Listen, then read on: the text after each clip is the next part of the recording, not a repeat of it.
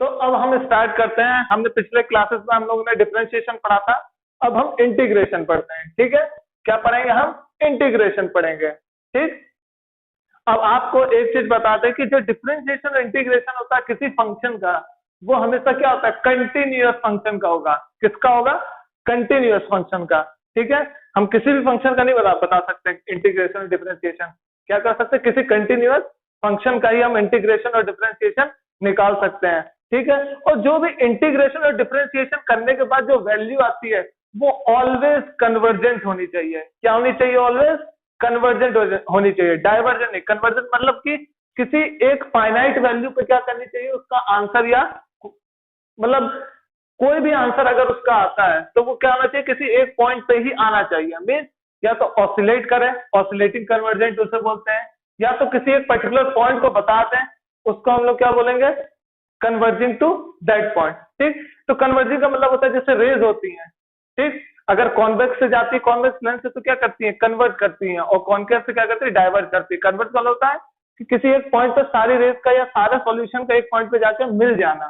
ठीक, और डाइवर्ट का मतलब क्या होता है? फैलते चले जाना, मतलब उसके कई सॉल्यूशन बन सकते हो। और बोले तो इनफाइनाइट, अगर कहीं पे भी आंसर इनफाइनाइट आ गया तो क्या कहते हैं कि वो जो फंक्शन था वो क्या था? डाइवर्जेंट था। क्या था?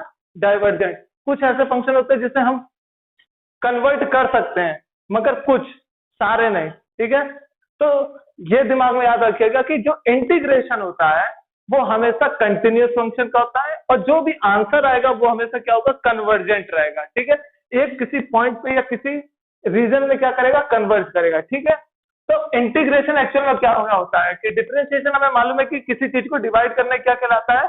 डिफरेंशिएशन कहलाता है। ठीक है, अब इंटीग्रेशन का मतलब होता है एडिशन। क्या होता है इंटीग्रेशन? मतलब एडिशन। मगर ये कैसा एडिशन होता है अब ये जानिए। हम लोग 1+2+3 ये सब करते हैं, 1+2+3, तो ऐसे जो एडिशन हम करते हैं उसको हम बोलते हैं डिस्क्रीट। क्या बोलते हैं? Discrete summation. डिस्क्रीट का मतलब क्या हुआ कि किसी भी चीज को हम देख के इंडिविजुअली बता सकते हैं, हम 1 को 2 को 3 को क्या कर रहे हैं? ऐड कर रहे हैं। ठीक है, डिस्क्रीट का मतलब क्या होता है कि हम, अब जैसे डिस्क्रीट लाइन है, हम एक एक लाइन को क्या कर सकते हैं? बता सकते हैं। ठीक है, अगर मैं यहाँ पे एक चीज बोलूं कि ये लाइन है, ठीक, अब इसके हर पॉइंट को अगर मैं बताने की कोशिश करूं तो मैं एक्सप्लेन नहीं कर सकता इसके हर पॉइंट को, और ये कलेक्शन ऑफ पॉइंट से बना एक स्ट्रेट लाइन है। तो ऐसे जिसको हम बहुत छोटा अगर मैं डिवाइड करूं तो भी हम उसे एक्सप्लेन ना कर पाए। क्या? किसी, अगर मैं इस कंटिन्यूअस जो लाइन है या कोई लाइन है उसका मैं छोटा पार्ट लेता हूं तो उसमें भी एक छोटी सी लाइन आएगी, वो भी कई पॉइंट से मिलकर बनी होगी। तो हम क्या कह सकते हैं? हम एक इंडिविजुअल नहीं बोल सकते ना कि ये एक पॉइंट ये रहा, एक दूसरा पॉइंट ये रहा, तीसरा पॉइंट ये रहा। ये क्या है? पास पास में इतने हैं कि एक ये कंटिन्यूअस फ्लो बनाते हैं। ठीक है, एक एग्जांपल ऐसा लीजिए कि एक लाइन में इंडियन लोगों को खड़ा कर दीजिए, तो मालूम है आपको कि कई रंग के आदमी इंडिया में पाए जाते हैं, और एक तरफ चाइनीज लोगों को खड़ा कर दीजिए, क्योंकि चाइनीज का क्या होता है? शकल, सूरत, कद काठी सब लगभग सेम ही होती है, आप पहचान नहीं सकते। अगर उनकी एक आप एक लाइन बनाए तो आप उनको पहचान नहीं पाएंगे। क्यों? क्योंकि वो क्या कंटिन्यूअस है। मगर इंडिया में क्या है? हर कलर के लोग मिलते हैं, तो हम एक बंदे को पर्टिकुलर उठा के बता सकते हैं कि भैया ये इधर का, ये इधर का, या कुछ भी हो, हम मतलब एक उस बंदे को बता सकते हैं ना, उसके कलर से, मतलब आइडेंटिफिकेशन हम कर सकते हैं उसकी। ठीक है, मगर चाइनीज में क्या है? सबकी शक्ल एक जैसी है। क्या है? सबकी शक्ल एक जैसी है। तो यहाँ पे क्या है? हर पॉइंट की शक्ल, अगर ये में लाइन खींचे तो हर पॉइंट की शक्ल क्या है? एक जैसी है। तो ऐसे अगर डिस्ट्रीब्यूशन होता है किसी फंक्शन का तो उसको हम क्या बोलते हैं? कंटिन्यूअस। क्या बोलते हैं? कंटिन्यूअस। ठीक, तो और अगर मैं कहूं जैसे ये जो स्ट्रेट लाइन थी उसे चाइनीज समझ लीजिए, कि हम बता ही नहीं सकते कि भैया ये कौन किसका नाम क्या है। मगर हाँ, इंडिया में क्या है? कलर डिफरेंट होने के कारण, और हाइट भी किसी की ज्यादा है किसी की छोटी है, तो इसके कारण क्या कह सकते हैं? उनको इजिली डिफ्रेंशिएट कर सकते हैं, या इजिली हम बता सकते हैं कि भाई ये नाम के बंदे हैं। मगर चाइनीज में आप एक्सप्लेन नहीं कर पाएंगे, क्योंकि उनकी लगभग शक्ल सेम ही रहती है सबकी। तो सेम वही चीज यहाँ पर है, सेम वही चीज यहाँ पर कॉन्सेप्ट लगता है कि जो इंटीग्रेशन होता है, ठीक है, अगर हम कंटिन्यूअस फंक्शन का करते हैं, कंटिन्यूअस फंक्शन का मतलब कि लाइन हमेशा क्या रहेगी? बीच में ब्रेक नहीं करेगी। क्या रहेगी? हमेशा कंटिन्यूअस रहेगी। तो कंटिन्यूअस फंक्शन का मतलब क्या होता है? पहले आप ये समझ लीजिए, उसके बाद मैं इंटीग्रेशन पे आता हूं। कंटिन्यूअस फंक्शन का मतलब होता है function that does not have any abrupt changes in value, means कि एक मैं ये फंक्शन लेता हूं, ठीक, ये मैंने कोई फंक्शन ले लिया, ठीक है, अगर मैं इसके ये पॉइंट की बात करता हूँ, इस पॉइंट की बात करता हूँ, ठीक है, इससे मैं अगर थोड़ा सा हल्का सा भी अगर मैं इधर आता हूँ तो क्या है, थोड़ा सा चेंज हुआ, अगर मैं थोड़ा सा आगे जाता हूँ तो थोड़ा सा चेंज हुआ, इसका मतलब अगर जैसे जैसे मैं इस एक्सिस पे थोड़ा बढ़ूंगा तो इसमें भी थोड़ा सा चेंज आएगा, मीन इनफाइनेटेसिमली स्मॉल चेंजेस, ठीक है। तो क्या कहते हैं कि अगर किसी पॉइंट के लेफ्ट या राइट में अगर मैं जाता हूं तो थोड़ा सा अगर मैं जाता हूं तो थोड़ा ही चेंज मिले, और एक फंक्शन हम ये लेते हैं, ठीक है। तो ऐसे फंक्शन जिसमें अगर हम किसी एक पर्टिकुलर पॉइंट से थोड़ा लेफ्ट और थोड़ा राइट लें तो थोड़ा सा ही चेंज मिले, ज्यादा चेंज ना मिले, पर एक फंक्शन ये है जिसे हम स्टेप फंक्शन बोलते हैं, आप सब क्लास 11 12 में पढ़ेंगे मैथ्स में, ठीक है। एक फंक्शन ये लेता हूं और एक फंक्शन ये लेता हूं, ठीक। अब देखिए इस पॉइंट पे ये फंक्शन डिसकंटिन्यूअस है। अब कैसे डिसकंटिन्यूअस है, अगर मैं ये पॉइंट लेता हूं, इसके मैं थोड़ा इधर गया तो ये वैल्यू मिल गया, और जैसे मैं इसके थोड़ा इधर गया तो एक एक कौन सी वैल्यू मिल रही है, ये वाली। इसके मैं थोड़ा सा इधर गया तो एक एक सडनली चेंज हो रहा है, एब्रप्टली का मतलब होता है सडनली। तो देखिए यहाँ पे क्या होगा, एक सडनली क्या होगा, चेंज आ जाएगा ग्राफ में, तुरंत वैल्यू क्या हो गई, एक एब्रप्टली या सडनली क्या हो गई, इस ऊपर आ गई, ठीक है, या वैल्यू एकाएक क्या हो गई, उसकी चेंज हो गई। तो ऐसे जो फंक्शन होते हैं, ऐसे फंक्शन को बोलते हैं डिसकंटिन्यूअस फंक्शन। क्या होता है, डिसकंटिन्यूअस फंक्शन। और कंटिन्यूअस फंक्शन क्या होता है कि अगर मैं किसी में स्मॉल चेंज करता हूं, अगर उसके इंडिपेंडेंट वेरिएबल में स्मॉल चेंज करता हूं तो उसका जो डिपेंडेंट वेरिएबल होगा उसमें भी स्मॉल चेंज आए, ठीक है, उसको हम क्या बोलते हैं, कंटिन्यूअस फंक्शन। और अगर एब्रप्टली इंक्रीज कर जाए तो उसको हम क्या बोलेंगे, discontinuous function at this point, ठीक है। अब मैथमेटिक्स में आपको कुछ कंडीशन बताई जाती है जिससे हम बता सकते हैं कि कोई फंक्शन कंटिन्यूअस है कि नहीं है। वो ये है कि जिस पॉइंट पे हमें कंटिन्यूअस निकालना रहता है फंक्शन, उसके लिए हम लोग क्या करते हैं, उस पॉइंट की लेफ्ट हैंड लिमिट लेते हैं। लेफ्ट हैंड लिमिट का मतलब क्या, उस पॉइंट से लेफ्ट हैंड साइड में छोटा सा पार्ट लेंगे और राइट हैंड साइड में भी छोटा सा पार्ट लेंगे, ठीक है। उन दोनों की लिमिट निकालेंगे और उस पॉइंट पे जो फंक्शन हम डिफाइन कर रहे हैं उनकी वैल्यू रखें। तो अगर वो तीनों की तीनों अगर सेम हो गई या इक्वल हो गई तो वो क्या कहलाता है, कंटिन्यूअस फंक्शन। ये आप 12th में पढ़ोगे। तो अभी आपके लिए क्या जरूरी है कि इंटीग्रेशन की फिजिकल सिग्निफिकेंस क्या होती है और इंटीग्रेशन के कुछ फॉर्मूले जो आपको रटने हैं, ठीक है। बाकी सारी के सारे आप 12th में चीजें पढ़ेंगे, ठीक है। तो हमें ये सब चीजें केवल समझनी है, तो इसलिए मैंने कंटिन्यूअस फंक्शन बता दिया। क्या होता है कि ऐसे फंक्शन जिसमें अगर हम थोड़ा सा चेंज करें तो डिपेंडेंट वेरिएबल भी थोड़ा सा चेंज हो, ये ना हो कि सडनली एकदम ऊपर पहुंच जाए या नीचे आ जाए, मतलब सडनली कोई अलग वैल्यू ले ले, नहीं, अगर थोड़ा सा चेंज करें तो थोड़ा सा ही चेंज हो डिपेंडेंट वेरिएबल में, ठीक है। तो ऐसे फंक्शन को हम क्या बोलते हैं, कंटिन्यूअस फंक्शन, ठीक है। तो यह मैंने डेफिनेशन लिख दिया, function that does not have any abrupt change in values. Change होगा ये मैं बोल रहा हूं, मगर एब्रप्ट नहीं होगा, सडनली एकदम हाई या लो पे नहीं आएगी वैल्यू, ठीक है। तो अब इंटीग्रेशन का मतलब क्या होता है, देखिए अगर जब मैंने डिस्क्रीट की बात की कि मतलब हम इजिली क्या कर सकते हैं, कैलकुलेट कर सकते हैं लाइन को, तो इसको बोलते हैं डिस्क्रीट। जब भी हम डिस्क्रीट फंक्शन, डिस्क्रीट नंबर या डिस्क्रीट फंक्शन का समेशन करते हैं तो हम ये वाला साइन यूज करते हैं, ठीक, सिग्मा का यूज करते हैं। इसे बिग सिग्मा बोलते हैं, कैपिटल सिग्मा बोलते हैं, ठीक है। तो इसका यूज करते हैं समेशन में, और ये आपने पढ़ा भी होगा स्टैटिस्टिक्स में, ठीक है। बट अगर मैं बात करूं इंटीग्रेशन की तो ये भी एक समेशन ही है, मगर कैसा समेशन है, कंटिन्यूअस फंक्शन का। सिग्मा जो है वो किसका है, डिस्क्रीट फंक्शन का। डिस्क्रीट मैंने बता दिया कि जिसको हम क्या कर सके, इजिली आइडेंटिफाई कर सके, डिस्क्रीट फंक्शन या डिस्क्रीट डिस्ट्रीब्यूशन बोल सकते हैं, डिस्क्रीट डिस्ट्रीब्यूशन ऑफ फंक्शन, ठीक है। तो डिस्क्रीट डिस्ट्रीब्यूशन ऑफ फंक्शन, ठीक है। बट अगर मैं बात करूं यहीं पे कंटिन्यूअस फंक्शन की, तो कंटिन्यूअस फंक्शन तो डिस्क्रीट फंक्शन की तरह नहीं होता है, क्योंकि हमें मालूम है कि वहां पे जो चेंजेस होते हैं वो बहुत छोटे छोटे चेंजेस होते हैं जो कि हम रियल लाइफ में देख भी नहीं सकते हैं, ठीक है। तो इसके लिए हम क्या करते हैं, इंटीग्रेशन का यूज करते हैं। तो कंटिन्यूअस फंक्शन जब भी रहेगा आपके में तो आप हमेशा क्या यूज करेंगे समेशन के लिए, इंटीग्रेशन। क्या यूज करेंगे, इंटीग्रेशन। इसका साइन क्या होता है, ये होता है। कोई एक सांप की तरह लहरा देते हैं, ये एक साइन है इसका, जिसको हम क्या बोलते हैं, इंटीग्रेशन का साइन। ठीक है, तो कोई भी फंक्शन होगा यहाँ पे दिखेंगे, अभी मैं बताऊंगा क्या होता है। तो ये किसके लिए होता है, जब क्या हो फंक्शन कंटिन्यूअस डिस्ट्रीब्यूशन, क्या हो कंटिन्यूअस डिस्ट्रीब्यूशन। तो हम क्या करेंगे, इंटीग्रेशन का काम करते हैं। किसका काम करेंगे, इंटीग्रेशन का काम करेंगे। ठीक है, कंटिन्यूअस डिस्ट्रीब्यूशन ऑफ फंक्शन। ठीक है, किसी रेंज में होगा। ठीक, अब इंटीग्रेशन भी दो तरीके का होता है, डेफिनिट और इनडेफिनिट। अब उसकी बात आगे करेंगे कि क्या होता है डेफिनिट और इनडेफिनिट। और एक और चीज मैं पहले ही बता दूं कि हम आगे, आपको शायद पढ़ना पड़े ना पढ़ना पड़े, वो कोर्स पे डिपेंड करेगा, मगर हम इंटीग्रेशन डिसकंटिन्यूअस फंक्शन कर दिखा सकते हैं। मगर डिसकंटिन्यूअस फंक्शन के लिए हम क्या करेंगे, जिस जिस पॉइंट पे वो फंक्शन डिसकंटिन्यूअस होगा उस पॉइंट को छोड़ के बाकी सब पे हम क्या करेंगे, डिफरेंशिएशन कर डालेंगे। ठीक है, तो उसको इम्प्रॉपर इंटीग्रल भी बोलते हैं, एबेल्स टेस्ट भी बोलते हैं। एबेल टेस्ट से हम इसको फाइंड आउट कर सकते हैं। प्रॉपर इंटीग्रेशन उसे बोलते हैं, इंटीग्रल। वो भी कितने टाइप के, दो टाइप का होता है, टाइप 1 और टाइप 2, फर्स्ट काइंड और सेकंड काइंड। ठीक है, तो ये सब चीजें आगे के पढ़ने की है, अभी आपके में कुछ नहीं है। ठीक, और अगर कहीं आएगा तो मैं थोड़ा सा एक्सप्लेन कर दूंगा आपको। मगर हमने पहले ही बोल दिया है कि जितना भी इंटीग्रेशन की बात कर रहे हैं, जितनी भी इंटीग्रेशन की बात कर रहे हैं, वो सब हम केवल फिजिकल सिग्निफिकेंस करेंगे, क्योंकि आप इसकी मैथमेटिक्स 12th में पढ़ेंगे।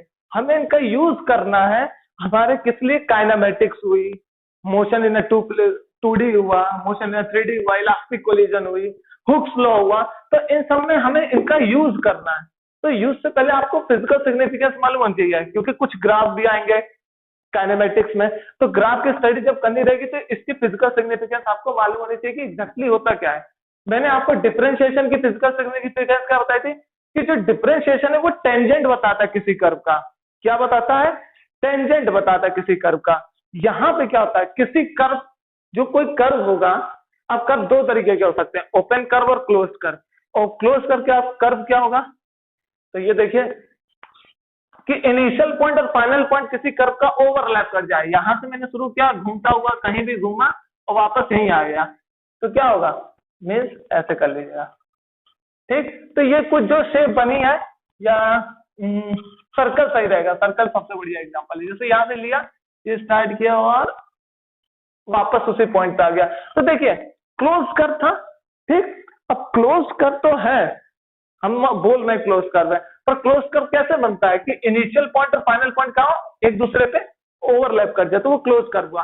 तो ये जो क्लोज कर्व है, इसकी जो एरिया होती है, ये जो एरिया होती है, ये हमें इंटीग्रेशन बताता है, डिफरेंशिएशन टेंजेंट बताता है, और किसी कर्व का एरिया जो होगा वो क्या बताएगा, इंटीग्रेशन। ठीक है, तो देखिए अभी तो मैंने क्लोज कर्व की बात की। ठीक, अब मैं ओपन कर्व की बात करता हूं।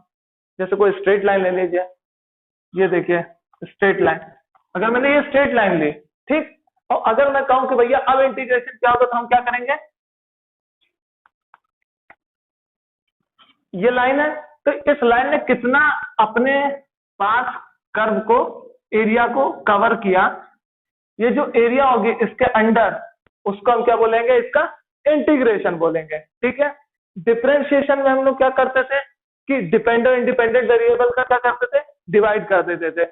यहाँ पे क्या करेंगे, दोनों का प्रोडक्ट कर देंगे। क्या कर देंगे, प्रोडक्ट कर देंगे। अब आप ये सब चीजें तब समझेंगे जब मैं ग्राफ बताऊंगा आपको, वेलोसिटी, एक्सेलरेशन, इन सब के जब ग्राफ बताऊंगा तब आपको और क्लियर हो जाएगा। ठीक, तो इंटीग्रेशन का मतलब ये कि कोई क्लोज कर्व हो, तो वो क्लोज कर्व कितना एरिया कवर कर रहा है, वो इंटीग्रेशन कहलाता है। या तो अगर कोई ओपन कर्व है, तो वो कितना एरिया इंक्लोज कर रहा है, कहाँ कहाँ क्लोज कर रहा है वो अपना एरिया, इस एरिया में।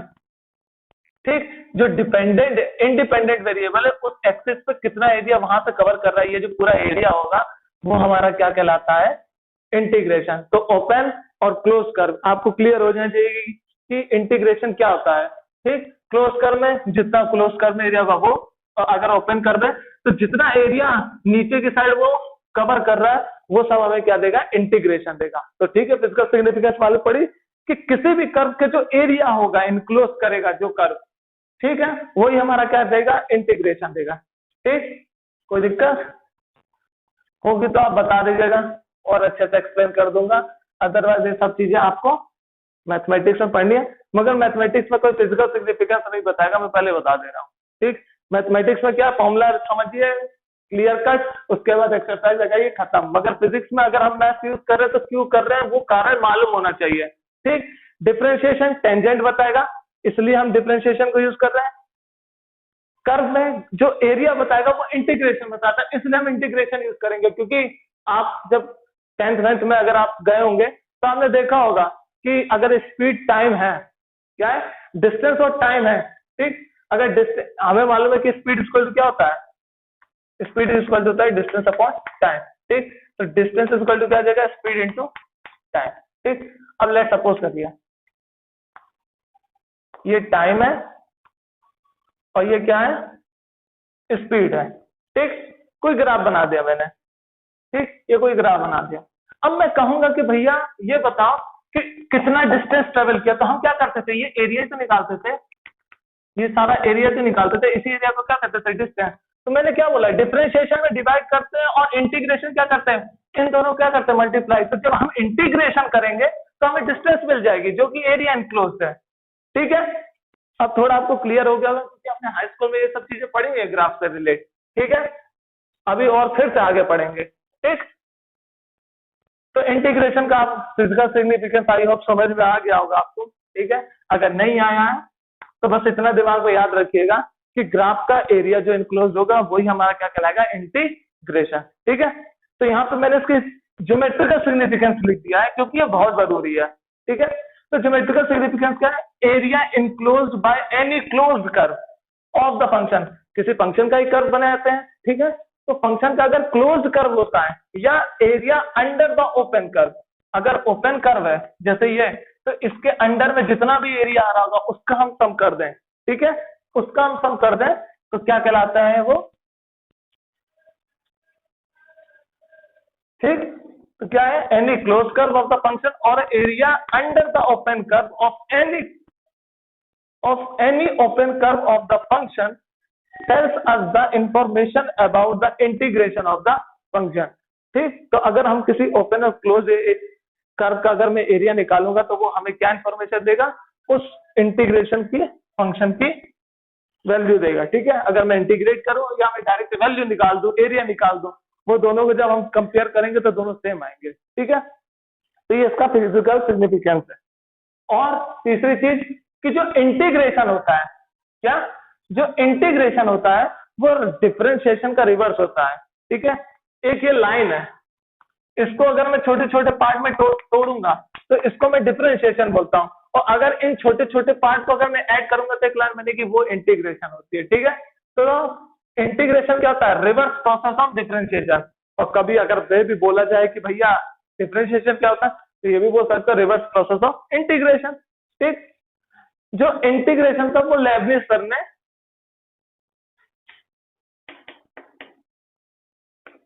ने खोजा था, और जो डिफरेंशिएशन था वो न्यूटन सर ने खोजा था। ठीक है, और इन दोनों ने लगभग सेम ईयर में ही खोजा था। तो जब बात आई कि भैया कैलकुलस की बात आई कि भैया कैलकुलस का फादर कौन है, कुछ लोगों ने न्यूटन है, कुछ लोगों ने लेबनिज है, तो आज तक वही चलता आ रहा है। ठीक है, तो एक्चुअल में क्या कि लेबनिज ने इंडिपेंडेंटली इंटीग्रेशन सॉल्व किया था, इंटीग्रेशन का मेथड बनाया था, और न्यूटन ने जो था उन्होंने क्या बनाया था, डिफरेंशिएशन का। ठीक है, डिफरेंशिएशन का मेथड बनाया था। वो इसलिए बनाया था क्योंकि उन्हें ग्रेविटेशन लॉ पे बड़ी दिक्कत हो रही थी, तो इसलिए उन्होंने पूरी एक मैथ का ब्रांच ही खोज डाली। ठीक है, तो ये रहा आपका इंटीग्रेशन का फिजिकल सिग्निफिकेंस कि एक्चुअल में इंटीग्रेशन होता क्या है। ठीक है, अब बात करते हैं मैथमेटिकल अप्रोच की। फिजिकल सिग्निफिकेंस आई थिंक समझ में आ गया होगा आपको। ठीक, अब बात करते हैं मैथमेटिकल फॉर्मुलेशन की। तो इंटीग्रेशन किसी फंक्शन का निकालेंगे, तो यहाँ मैंने लिखा हुआ if y equal to fx is a function then its integration with respect to s is written as. देखिए, ये मैंने बताया था कि इंटीग्रेशन का नहीं होगा, उसके साथ फंक्शन और dx क्या होगा। ठीक, dx का मतलब क्या होता है ये देख लीजिए पहले कि लेट सपोज करिए ये कोई फंक्शन है। ठीक है, अगर मुझे इंटीग्रेशन निकालना है तो मैं यहाँ पे एक छोटा सा एरिया लूंगा। ठीक, तो ये जो लेंथ होती है यही हम क्या कहते हैं dx। अभी इस छोटे से एरिया को मैं ऐड करता जाऊं, इन सबको क्या करता जाऊं, ऐड करता जाऊं, तो क्या बनेगा, इस कर्व के अंदर अंदर जो एरिया आ रहा है उसका हम लोगों को क्या मिलेगा, आंसर कुछ मिलेगा, इनका जो एरिया होगा, और वही जो एरिया अंडर दिस कर्व होगा इसी को हम इंटीग्रेशन बोलते हैं। तो जो dx है वो एक्चुअल में क्या है, स्मॉल लेंथ। स्मॉल लेंथ को हम टेक्निकल लैंग्वेज में बोलते हैं इनफाइनेटेसिमली स्मॉल लेंथ। ठीक है, तो देखिए जो फंक्शन जिस पे डिपेंड करता है x पे, उसी का ही हम डेरिवेटिव ले सकते हैं, अदरवाइज इंटीग्रेशन होगा नहीं, एज अ कांस्टेंट बाहर निकल जाएगा। ठीक है, तो ये याद रखिएगा कि अगर फंक्शन x पे डिपेंड कर रहा है तो इधर x ही होना चाहिए। ठीक है, क्योंकि as x changes function also changes, as x changes function की वैल्यू क्या होती जाएगी। देखिए यहाँ अगर यहाँ देखेंगे तो कुछ है, तो देखिए ये fy है, सॉरी fx है, और ये क्या है, x है। तो जैसे जैसे मैं dx चेंज करूंगा fy चेंज करता जाएगा। ठीक है, तो इसलिए ये और इसका क्या सम कर दिया। ठीक, इन सबको क्या कर दिया, हम जोड़ते जाएंगे, उसी जोड़ते को यहाँ इंटीग्रेशन डाल दिया, और फंक्शन fx क्या है, ये हमारा जो ये है वो क्या, हमारा fx फंक्शन का ग्राफ है। ठीक है, तो ये मैथमेटिकल ज्योमेट्रिकल इंटरप्रिटेशन है, और ये क्या है, मैथमेटिकल इंटरप्रिटेशन है। ठीक, अब बात करते हैं फॉर्मूले की। तो इनके कुछ 12-13 फॉर्मूले ये आपको रटने हैं। ठीक, मैथ में भी कोई प्रूफ नहीं कराएगा। ठीक, कराने को तो हो जाता है प्रूफ, मगर कोई कराता नहीं क्योंकि सिलेबस ही बहुत ज्यादा। ठीक, तो फॉर्मूला क्या है आप देख लीजिए, एक एक करके मैं एक्सप्लेन कर देता हूं कि अगर कोई फंक्शन है xn, उसका derivative with respect to x कर रहे हैं, तो क्या होगा कि n की पावर 1 बढ़ जाएगी और नीचे भी n की पावर 1 आ जाएगी। ठीक है, तो x n+1 और n+1, ठीक, नीचे n+1 आ जाएगा, और ये प्लस साथ में कांस्टेंट रहता है। अब ये कांस्टेंट कहां से आता है, ये कांस्टेंट आता है बाउंड्री कंडीशन के हिसाब से। ठीक है, कि हम वैल्यू क्या ले रहे हैं, क्या ले रहे हैं हम, वैल्यू। तो देखिए यहाँ पे जो इंटीग्रेशन, यहाँ पे मैंने कुछ अभी लिखा नहीं है, इन्हें इनडेफिनिट इंटीग्रल बोलते हैं। क्या बोलते हैं इन्हें, ऐसे फंक्शन को क्या बोलते हैं, इनडेफिनिट इंटीग्रेशन। ठीक, अब लेट सपोज करिए यहाँ पे मैं एक लिमिट लगा दूं, अगर मैंने यहाँ लिमिट लगा दी, तो अब जब दोनों में लिमिट लग गई अपर और लोअर लेवल पे, अब ये जो लोअर है वो ये वाली होगी, और ये जो अपर है ये क्या होगी, ये वाली होगी। ठीक है, तो अब हमने लिमिट लगाते तो ये जो एरिया होगा ये बताएगा इनडेफिनिट इंटीग्रल को।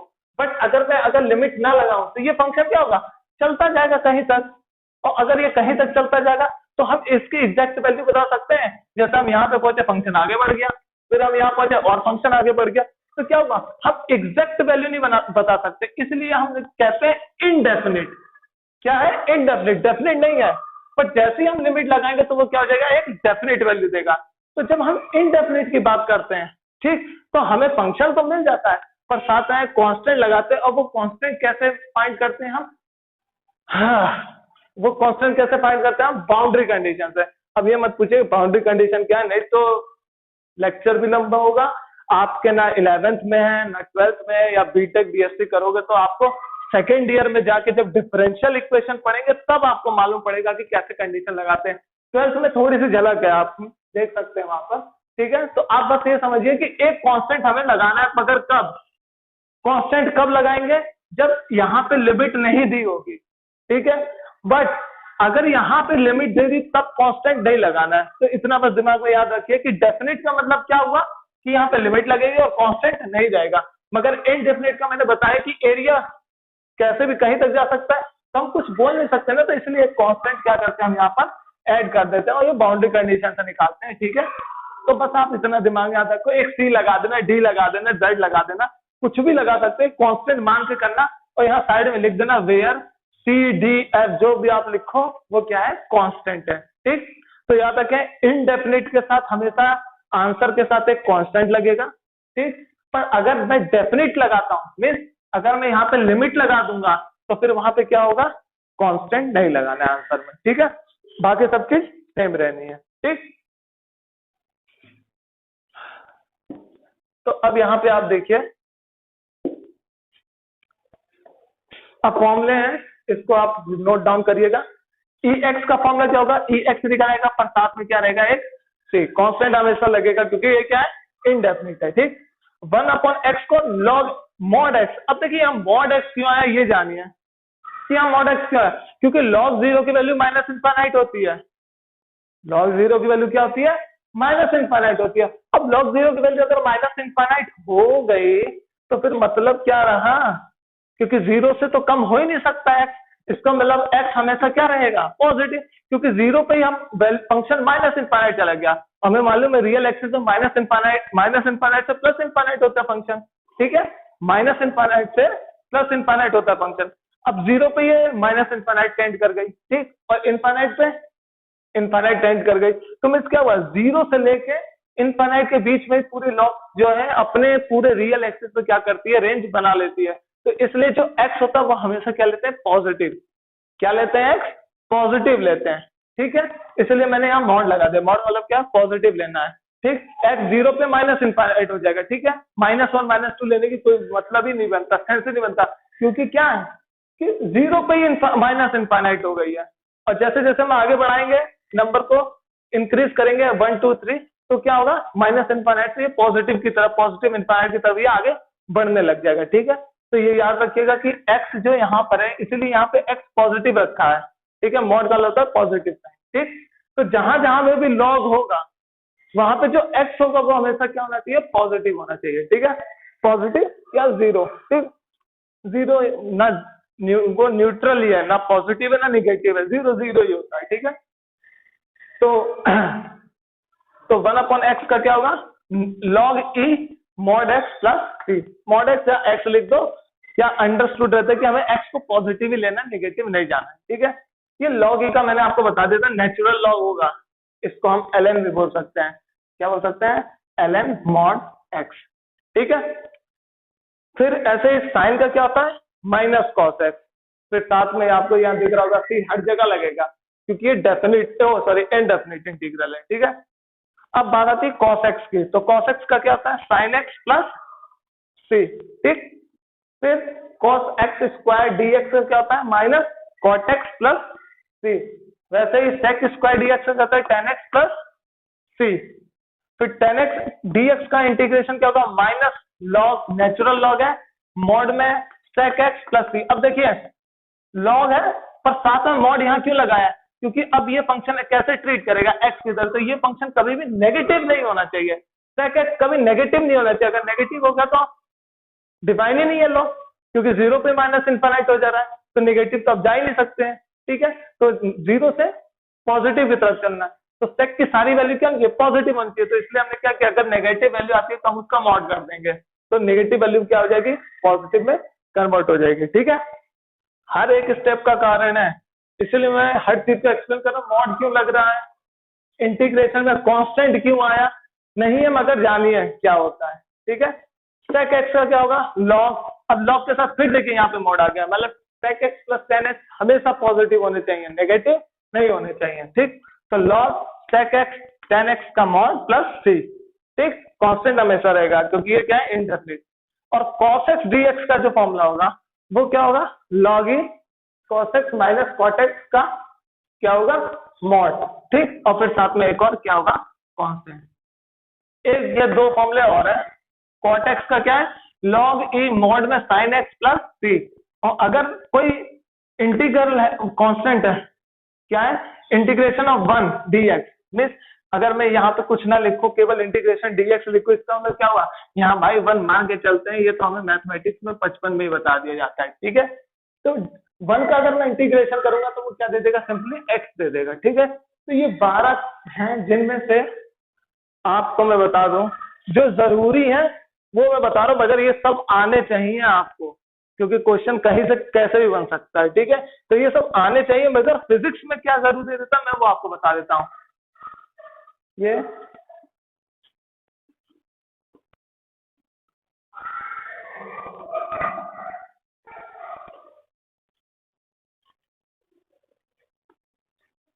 बस इतना ही जरूरी है फिजिक्स के लिए। ठीक है, मगर और सब भी अगर आप याद रखेंगे तो मैथ्स में आपको कम दिक्कत होगी, क्योंकि मैथ्स में मैथमेटिक्स समझाई जाती है, फिजिकल सिग्निफिकेंस नहीं एक्सप्लेन इतना किया जाता है, ठीक, क्योंकि सिलेबस एनसीईआरटी में भी इतना एक्सप्लेनेशन है नहीं, मगर साइड बुक में आप जाएंगे तो आपका एक्सप्लेनेशन अच्छे से मिलेगा, ठीक है।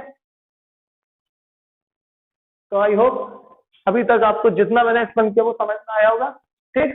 अब मैं कुछ इसके फॉर्मूले बताऊंगा, सॉरी फॉर्मूले तो बता दिए, अब मैं कुछ एक्सरसाइज लगाऊंगा, ठीक। 2-3 क्वेश्चन मैं खुद सॉल्व करूंगा और 2-3 आपको होमवर्क के लिए दे दूंगा, ठीक है। उसके बाद कुछ वैरायटी है, जैसे डिफरेंशिएशन में हम कंपोजिट फंक्शन पढ़ते थे, कंपोजिट फंक्शन का डिफरेंशिएशन, वैसे यहाँ पे कंपोजिट फंक्शन का इंटीग्रेशन, वहां पे डिवीजन रूल फॉलो होता था, सॉरी प्रोडक्ट रूल फॉलो होता था, यहाँ पे भी प्रोडक्ट रूल फॉलो होगा, ठीक है। उसके बाद हम क्या करेंगे, डिफरेंशिएशन वो डेफिनेट इंटीग्रल पे आएंगे, इनडेफिनिट तो हो जाएगा, फिर उसके बाद क्या आएंगे, डेफिनेट इंटीग्रल पे आएंगे। और डेफिनेट इंटीग्रल में हर चीज सेम होती है, बस लिमिट का मैं थोड़ा सा कॉन्सेप्ट है वहां पर वो एक्सप्लेन कर दूंगा। उसके बाद कुछ इसके न्यूमेरिकल, उसके बाद आपका इंटीग्रेशन फिनिश, ठीक है। फिर उसके बाद हम वेक्टर पे आएंगे और वेक्टर से ही आपका चैप्टर 3 शुरू होगा। तो ये सब चीजें जब मैं पढ़ा दूंगा उसके बाद मैं काइनेमेटिक्स पे आऊंगा, ठीक है।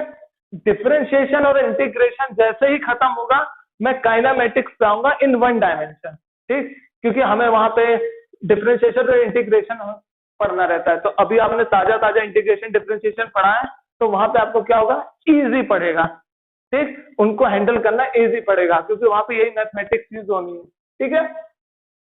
तो अब हम कुछ न्यूमेरिकल लगाते हैं, ठीक है।